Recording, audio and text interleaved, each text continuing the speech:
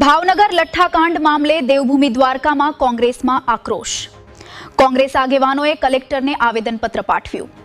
ભાવનગર લઠ્ઠાકાંડ મામલે દેવભૂમિ દ્વારકામાં કોંગ્રેસમાં આક્રોશ. કોંગ્રેસ આગેવાનોએ કલેક્ટરને આવેદનપત્ર પાઠવ્યું. લઠ્ઠાકાંડને કોંગ્રેસે ગૃહ વિભાગ પર આકરા પ્રહારો કર્યા.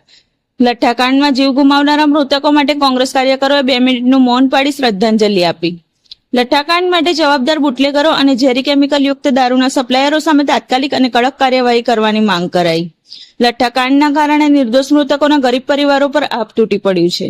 કોંગ્રેસનો આક્ષેપ છે કે રાજ્યમાં માત્ર કાગળ પર દારૂબંધી છે, પરંતુ વાસ્તવિકતામાં બુટલેગરો બેફામ બન્યા છે.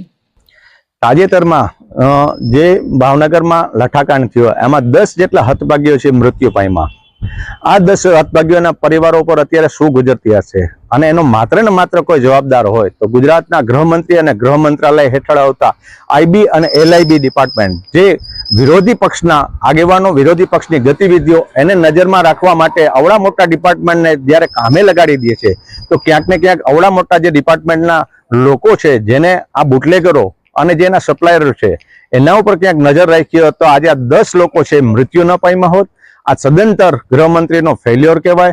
અમે આજે દેવભૂમિ દ્વારકા જિલ્લાએ કલેક્ટર સાહેબને આવેદનપત્ર આપી અને 10 હતભાગીઓને ન્યાય મળે, એના પરિવારોને ન્યાય મળે, અને ગૃહમંત્રી છે એ પોતાની સ્વૈચ્છિક જવાબદારી લઈ અને પોતાનું જે ડિપાર્ટમેન્ટ છે એમાં અંતર્ગત જે બનાવ બન્યો છે ત્યારે પોતે સદંતર ફેલ્યોર ગયા હોય તેમને રાજીનામું આપવું જોઈએ.